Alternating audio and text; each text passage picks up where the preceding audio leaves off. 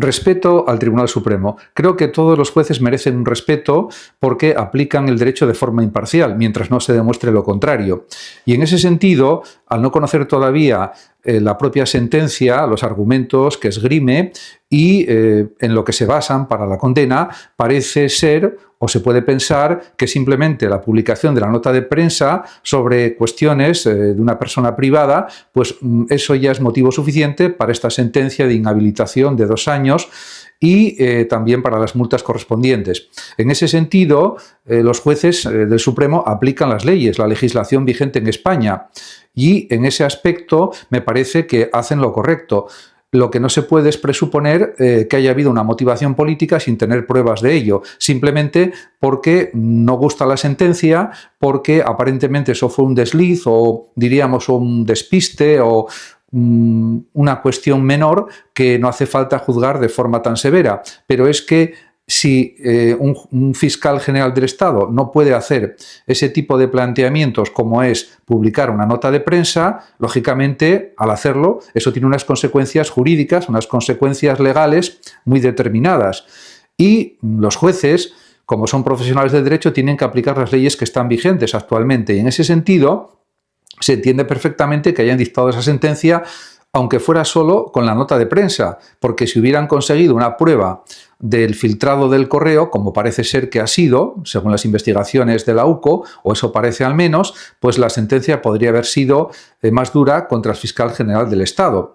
En ese sentido, la presunción de inocencia está en la base de todo y los jueces solo pueden juzgar en función de las pruebas que tienen a su disposición.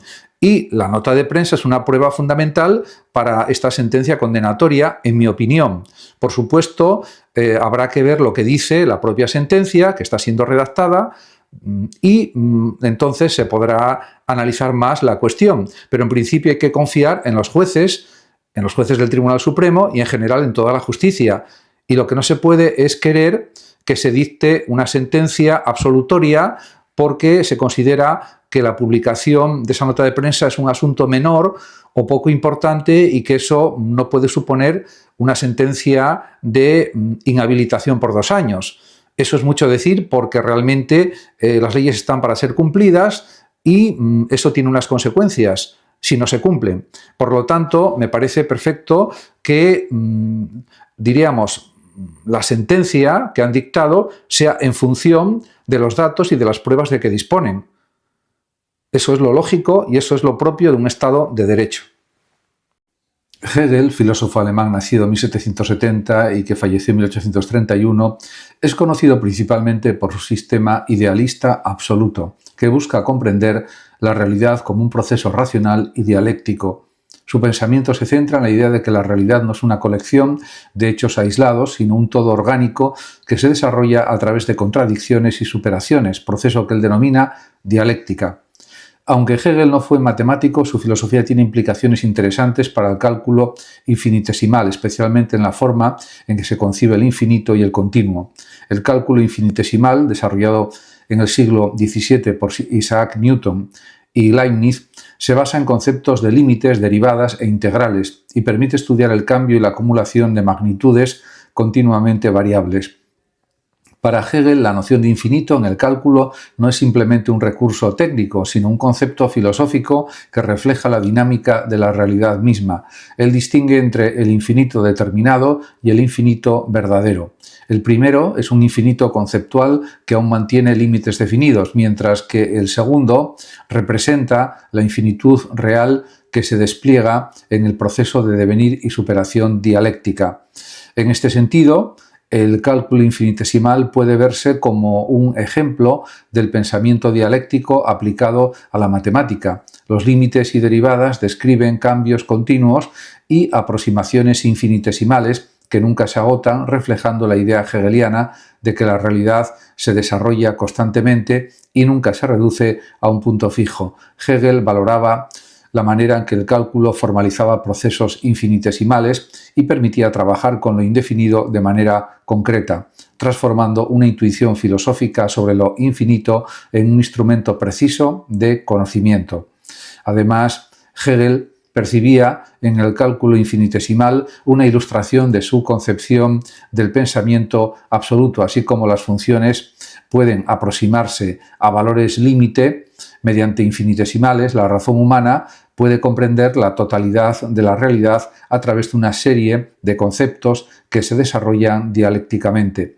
La matemática infinitesimal, entonces, no es solo un conjunto de técnicas, sino una manifestación del movimiento del espíritu o la razón hacia la autocomprensión y la unidad de lo finito y lo infinito. En síntesis, Hegel y el cálculo infinitesimal se conectan en la reflexión sobre el infinito y el proceso continuo. Mientras el cálculo permite manipular formalmente magnitudes infinitesimales, la filosofía hegeliana interpreta estas operaciones como expresiones de la dialéctica universal en la que lo finito y lo infinito se concilian y la realidad se despliega como un proceso racional y coherente. Los escritos de juventud de Hegel, 1770-1831, comprenden los textos y ensayos que produjo antes de consolidar su sistema filosófico maduro, aproximadamente entre 1788 y 1802.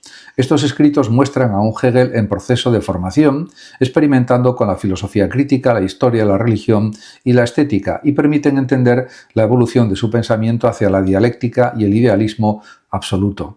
Durante su juventud, Hegel estuvo profundamente influido por el idealismo alemán temprano, la filosofía de Kant, la tradición sociopolítica de Rousseau y la experiencia de la Ilustración en Alemania. Sin embargo, Hegel no se limitó a reproducir ideas ajenas. Ya en estos textos emergen sus intereses por la historia, la religión, el arte y la razón, que serán centrales en su obra posterior. Entre los textos más conocidos de esta etapa se encuentran la relación del escepticismo con la filosofía de 1802, la crítica de la filosofía del derecho de Kant y sus primeras reflexiones sobre estética y religión. Uno de los rasgos distintivos de estos escritos es la preocupación por la unidad del pensamiento y la realidad. Hegel ya en la juventud buscaba superar la mera crítica kantiana. La razón no solo analiza la experiencia, sino que debe comprenderla como un proceso orgánico, donde lo finito y lo infinito, lo individual y lo universal, se relacionan dialécticamente. Esto aparece, por ejemplo, en su ensayo sobre el escepticismo, donde plantea que la duda y la crítica no son obstáculos, sino pasos necesarios para alcanzar un conocimiento más profundo. Los escritos juveniles también muestran su interés por la historia y la sociedad. Hegel reflexiona sobre cómo las instituciones, la moral y la religión estructuran la vida humana y cómo la filosofía puede comprender y evaluar críticamente esos elementos sin recurrir al dogmatismo. Su aproximación es tanto filosófica como histórica. La razón se manifiesta en la cultura, en la política y en el desarrollo del espíritu o la razón humana. En cuanto a la religión y la estética, Hegel ya anticipa ideas que desarrollará en sus lecciones de estética y en la fenomenología del espíritu. El arte y la religión son formas en que el espíritu se hace perceptible y su estudio requiere un enfoque racional que respete la dimensión sensible y simbólica. En síntesis, los escritos de juventud de Hegel muestran a un pensador en formación, explorando la crítica de la razón, la filosofía de la historia, la religión y la estética. Aunque carecen de la sistematicidad de sus obras maduras, revelan ya las semillas de su idealismo dialéctico, su interés por la totalidad y su convicción de que el pensamiento debe integrar lo negativo, la duda, la crítica en un proceso de afirmación racional. Estos textos permiten apreciar cómo Hegel pasó de ser un filósofo joven influido por Kant y la Ilustración a un creador de un sistema filosófico integral. En su texto Relación del escepticismo con la filosofía, en este libro, Hegel aborda el escepticismo no simplemente como una doctrina o posición externa a la filosofía, sino como un momento necesario del pensamiento filosófico genuino. Según él, el escepticismo no es un obstáculo, sino un elemento constitutivo y negativo, es decir, una cara del pensamiento verdadero. Hegel distingue entre dos formas de escepticismo: el escepticismo antiguo, como el de los pirrónicos, y el escepticismo moderno, por ejemplo, el que propone Schulze. En su crítica considera que el escepticismo moderno es dogmático porque afirma la certeza de la conciencia natural mientras se niegan otras posibilidades. En cambio, el escepticismo antiguo, para Hegel, es más profundo. No se aferra a certezas, sino que suspende el juicio y pone en cuestión las convicciones comunes, lo que lo convierte en un primer paso hacia la filosofía. Un punto central es la tesis hegeliana de que cada filosofía verdadera contiene en su núcleo un componente escéptico. Él dice que el escepticismo, en su forma más íntima, está unido con toda filosofía verdadera. Esto significa que la negación, la duda y la crítica no son simples obstáculos, sino momentos dialécticos. Al criticar lo inmediato, lo aparentemente evidente, la filosofía puede elevarse hacia un conocimiento más profundo y auténtico. Para ilustrar esto, Hegel recurre a Platón. En el diálogo Parménides ve una forma de escepticismo filosófico esencial, porque allí se plantea la contradicción entre conceptos como lo igual y lo distinto y muestra que el conocimiento requiere ir más allá del entendimiento común. Además, Hegel critica a Schulze y a otros filósofos de su época que, según él, limitan la duda al ámbito teórico, excluyendo la experiencia vivida o la conciencia natural de su crítica. Para Hegel, esto debilita el escepticismo.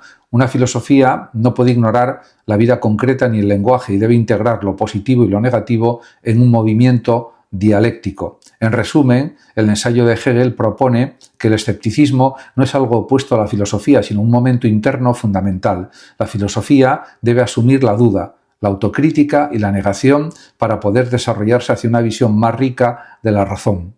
Hegel ve en el escepticismo una vía negativa que, superada dialécticamente, conduce a la afirmación de la razón verdadera y a una filosofía más profunda. Las lecciones de estética de Hegel representan uno de los momentos más elaborados de su filosofía del arte, donde busca entender la belleza y la experiencia artística dentro de su sistema idealista. Para Hegel, el arte no es simplemente una actividad creativa o decorativa, es además una manifestación del espíritu absoluto, Geist, que se expresa de manera sensible y concreta. A través del arte, el espíritu o la razón se hace perceptible y experimentable para los seres humanos, uniendo lo finito de la forma con lo infinito de la idea. Además, desde la perspectiva de Hegel, hay que decir que la estética se organiza en torno a la distinción entre tres formas principales del arte: el arte simbólico, el arte clásico y el arte romántico. El arte simbólico, característico de culturas antiguas, como por ejemplo la egipcia, trata de expresar ideas elevadas mediante formas externas, pero su forma todavía no logra una unidad plena con el contenido espiritual. En el arte clásico, especialmente si pensamos en la Grecia antigua, existe una armonía perfecta entre forma y contenido. La belleza reside en la proporción y también en la claridad, y el ideal humano se realiza en la figura artística. Finalmente, en el arte romántico, según Hegel, el propio de la época cristiana y europea en la que él vivió, el espíritu se vuelve introspectivo. El contenido interior supera la forma externa, buscando de esta manera expresar la subjetividad, la religión y también la emoción, a veces sacrificando la perfección formal y, para Hegel, además, la función del arte no es sustituir la filosofía o la religión, sino ofrecer un acceso sensible a la verdad.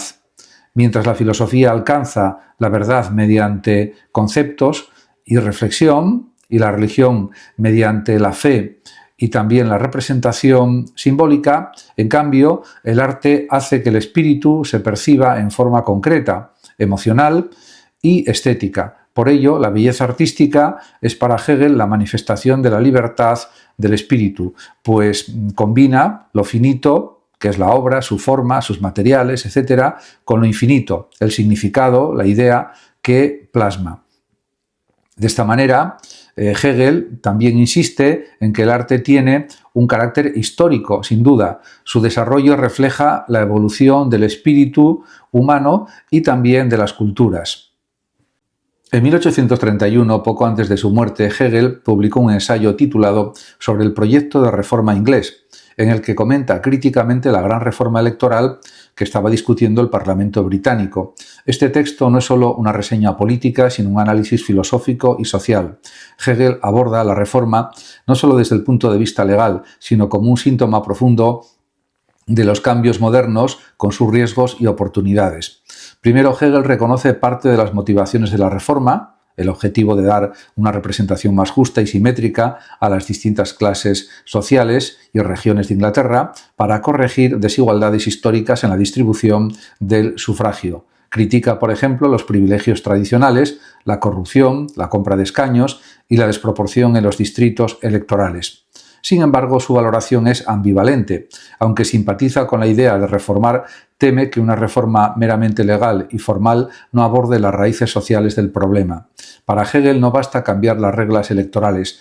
Hay un malestar social profundo, dado el temprano desarrollo industrial de Inglaterra, con tensiones sociales que la sola representación política no puede resolver.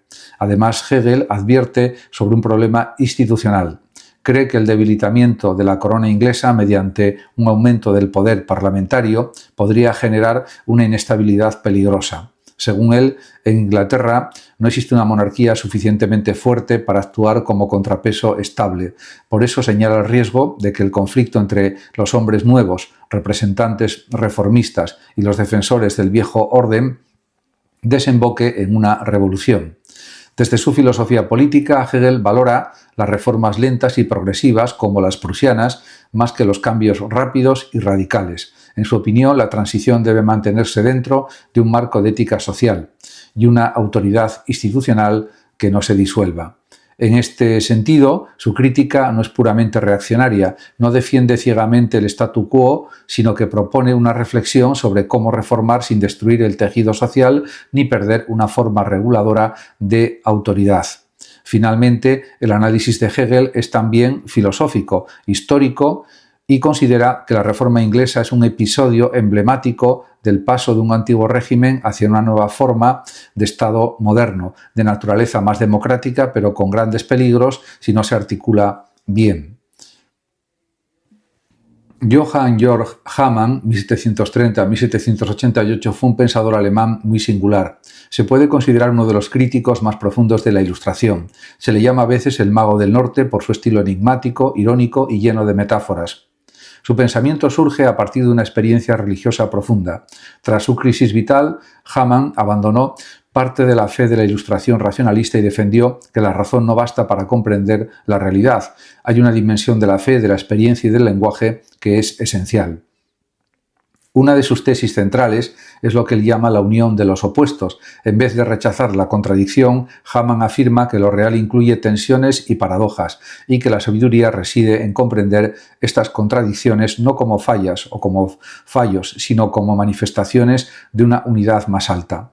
Además, subraya la importancia del lenguaje. Para Hamann, la razón está necesariamente mediada por el lenguaje, la tradición y la historia, y no hay una razón pura desligada de todo contexto. Su estilo filosófico es muy fragmentario y poético. Escribe en aforismos, con ironía, usando personajes imaginarios y prosopopeyas para dramatizar ideas filosóficas. Fue un gran crítico de Kant. Escribió una metacrítica del purismo de la razón, donde pone en jaque la pretensión de la razón pura kantiana. Su influencia fue importante para el romanticismo y para filósofos posteriores como Kierkegaard o incluso Wittgenstein, que rescata algunas de sus ideas. En las memorables reflexiones socráticas, Hamann adopta un tono irónico y socrático para criticar la Ilustración. Se distancia de los racionalistas defendiendo una forma de conocimiento que surge de la humildad, del autocuestionamiento y del no saber socrático. Según él, la fe cristiana debe integrarse con el pensamiento, no ser sometida por una razón abstracta. Asimismo, en sus cartas a Kant y su metacrítica, Hamann desafía la separación kantiana entre razón pura y experiencia y denuncia que la filosofía crítica de Kant desarraiga la razón de su vida concreta, del lenguaje y de la tradición. Otro tema importante del libro es el lenguaje. Hamann defiende que el lenguaje es la condición misma del pensar. No puede haber razón sin lenguaje histórico y comunitario. Además, propone que la poesía y la figura retórica son formas profundas de conocimiento. La poesía, o poesía con mayúscula en su sentido filosófico, es para él una forma de lenguaje originaria por la que podemos captar la sabiduría divina o espiritual. Su estilo, en este sentido, es deliberadamente difícil en este volumen. Hamann no ofrece argumentos formales sistemáticos, sino fragmentos, paradojas, etc. Eso exige al lector participar activamente, reconstruir su sentido, dialogar con sus metáforas.